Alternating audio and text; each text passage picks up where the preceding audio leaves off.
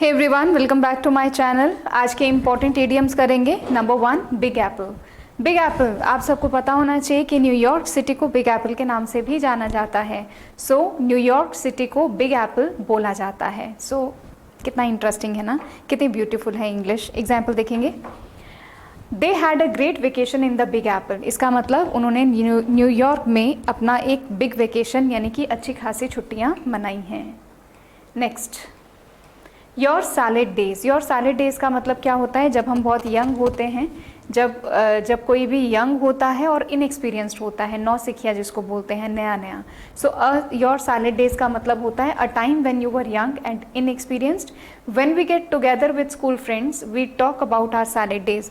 जब भी कभी भी हम स्कूल के सब फ्रेंड्स इकट्ठे हो जाते हैं, तब हम अक्सर अपने उन यंग दिनों की बात करते हैं जब हम बिल्कुल नए नए थे और हम कहते थे हमने ये गलती की है, हमने वो गलती की है। So we always remember our salad days. Salad days मतलब जब हम यंग थे और तब जब हमें एक्सपीरियंस नहीं था।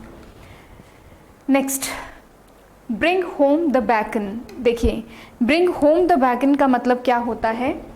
Earn enough to support the family, यानी कि अपनी फैमिली को सपोर्ट करने के लिए इनफ या फिर पर्याप्त अर्न करना, सफिशेंट, उतना जितना कि पर्याप्त है उतना अर्न करना, उसके लिए हम यूज़ करते हैं ब्रिंग होम द बैकन।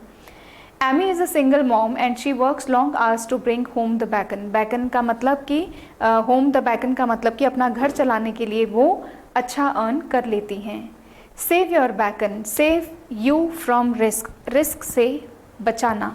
मान लीजिए मैं कुछ गलत काम कर रही थी और मुझे किसी ने, या मैं कुछ गलत इन्वेस्टमेंट कर रही थी, मुझे किसी ने बचा लिया यानी कि उस इन्वेस्टमेंट, उस रिस्क को लेने से बचा लिया। तो मैं कहूँगी, इसके लिए ईडियम यूज़ करूँगी सेव बैकन। सेव बैकन का मतलब होता है कि किसी भी रिस्क से बचना। सेव यू फ्रॉम रिस्क, किसी भी रिस्क से बचना।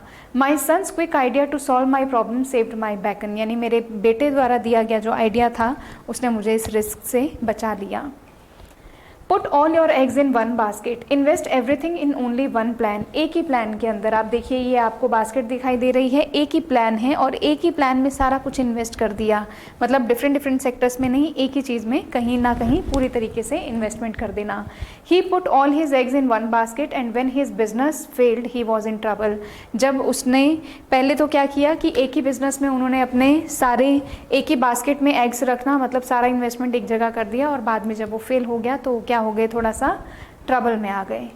Walk on egg shells, acting very carefully. आप देख रहे हैं ये लेडी है और ये वॉक कर रही हैं एग्स पर, यानी कि एक्ट कर रही हैं बहुत केयरफुली एक्ट कर रही हैं। It seems like she is walking on eggshells, she does not want to make mistakes. ऐसा लगता है जैसे वो आराम से चल रही हैं और वो कोई मिस्टेक नहीं करना चाहती हैं, है ना। Slow and steady wins the race, आराम से चलना और फिर अंत में जीतना, शायद ये उनकी कोशिश है। So walk on eggshells. You can't make an omelette without breaking eggs. बिना अंडे को तोड़े आप ऑमलेट कैसे बनाएंगे? ये तो ये कहता है इसका प्रॉपर हिंदी मीनिंग, लेकिन इसका इडियोमैटिक मीनिंग क्या है? It's impossible to achieve something good without having unpleasant effects. हम जिंदगी में कुछ अच्छा करना चाहते हैं, बट क्या डे वन से बहुत अच्छा होता रहता है? नहीं, डे वन से हमेशा कोई बहुत अच्छा नहीं होता।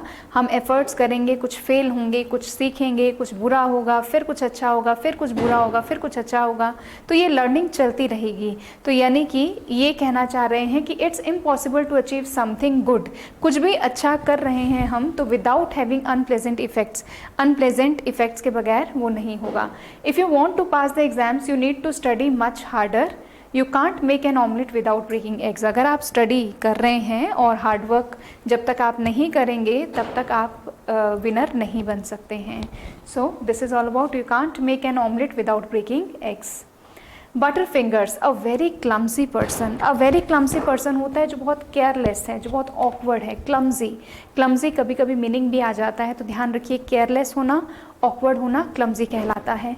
सो my friend is so clumsy and always dropping things, बीच बीच में चीज़ों को छोड़ देता है वो। She is a real butter fingers, यानी बीच बीच में कोई भी काम स्टार्ट किया फिर उसको रोक दिया, कोई भी काम स्टार्ट किया फिर उसको रोक दिया, तो ये क्लमजी होता है, ऑकवर्ड होता है काफ़ी, है ना, ऑकवर्ड होता है या फिर केयरलेसनेस का एक निशानी है। तो ये थी आपकी आज की इडियम्स, याद करते जाइए and stay happy and blessed. Like share subscribe ज़रूर करिए। Thank you so much for watching me and thank you so much आपके इतने सारे कॉन्ट्रीब्यूशन के लिए। एंड मैं पूरे दिल से आप सबका शुक्रिया अदा करती हूँ जो भी मेरे इस यूट्यूब को देखते हैं और अपना टाइम इन्वेस्ट करते हैं, उनका तहे दिल से आभार और शुक्रिया। बहुत बहुत थैंक यू।